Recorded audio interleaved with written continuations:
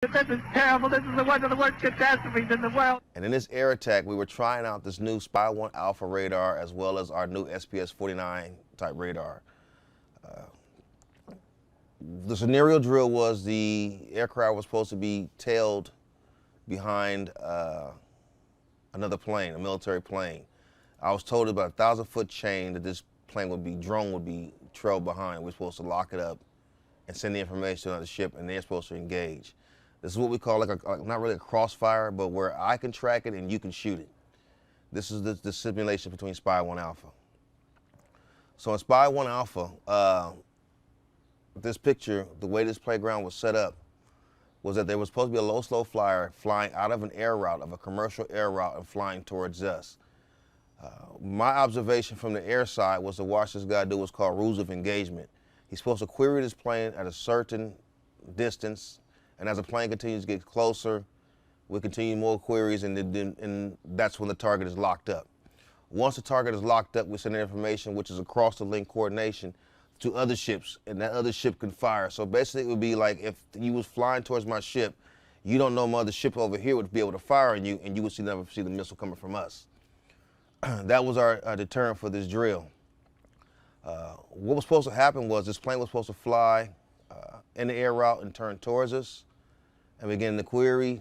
And I believe in this event when TWA was taken down, I believe we jumped the gun.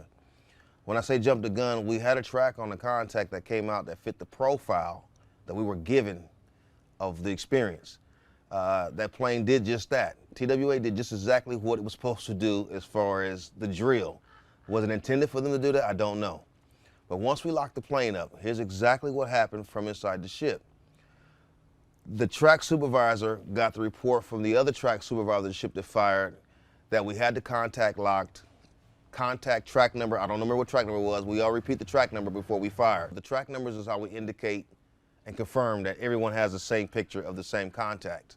So we gave the track number, cross track number, I forgot what it was, it might be 000, positive ID, standby, salvo, birds away. Birds away was an indication, let us know we fired missiles. But what I heard in that conversation was birds away, salvo size 2. That indicates 2 missiles. So when we heard that, we stand by for BDA. BDA stands for Battle Damage Assessment. As I'm listening to the link coordination, about 4 or 5 minutes goes by, and then I can sit here, splash. That means that it's a hit. Then all somebody say, wait a minute, whoa. Whoa, whoa, whoa, that's not a splash. We hit an Airbus. And I'm asking the guy next to me, what's an Airbus? This was the part where it got kind of quiet for a second. The guys I'm sitting next to, and I didn't want to go on record to say who they are, but I need to get these guys, I need to help them, I need to find these guys. The guy who was sitting to the left of me, who was sitting track supervisor, his name was Brian Miller. He was known as OS3 Miller, South Cackalack. Cackalack was his call sign.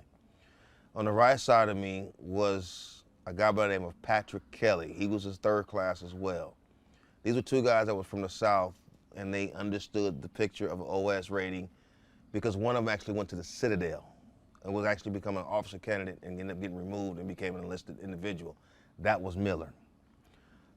Miller had a better perspective of what war games and how the scenario went because he went to war college as far as the Citadel. Once we got the understanding that there was a BDA standing by, I heard someone say, wait a minute, we hit an Airbus. And I didn't know what an Airbus was. I'm asking the guy, what's an Airbus? He's like, that's a commercial aircraft. That's a private plane. That's a commercial airplane. That's like somebody flying from here to Europe. I mean, that's somebody flying. I'm like, wait a minute, we hit an airplane? And I can hear on the net, we weren't supposed to fire. There's conversation of, oh, you idiots, who's the dummies that did this? We're about to be in a lot of trouble. And then all of a sudden, you heard somebody on the radio get on the headset and say, radio silent. That means cut the communication. It means stop talking.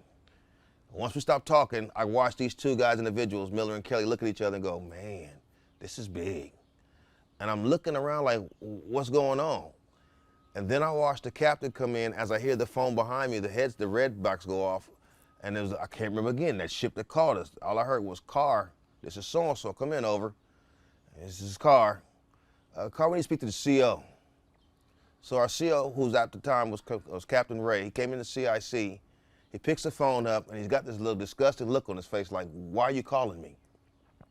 He gets on the phone, he's talking to him, and I can hear him on the phone after he gets done to transmission, because no longer is a speaker on once he puts the phone to his ear.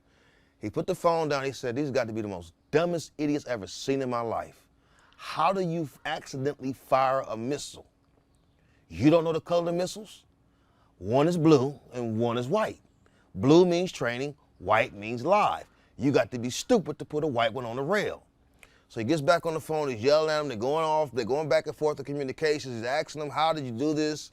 They didn't want to talk no more on the net, and the captain was like, you know what, I'll call you. So he hangs the phone up, and our operations boss, who's actually a funny guy, walks on and goes, bunch of idiots, who's the dummy that did this? And they end up going to what's called Radio Central. Radio Central was another secure space where only if you had no access, you can go in. So they're on the phone having conversations about it, and next thing you know, my chief and my ops boss comes back into CIC and says, oh, drill's over. We got to do some maneuvering drills or something. We're going to do something else, and we're going to make a move. So let's start securing for C, because we're going to be making some high-speed evasive moves, and we need to get ready for this. So we started tying monitors down, tying the ship down, and then the next thing you know, we passed the tactical command. We were in charge of the battle at the time.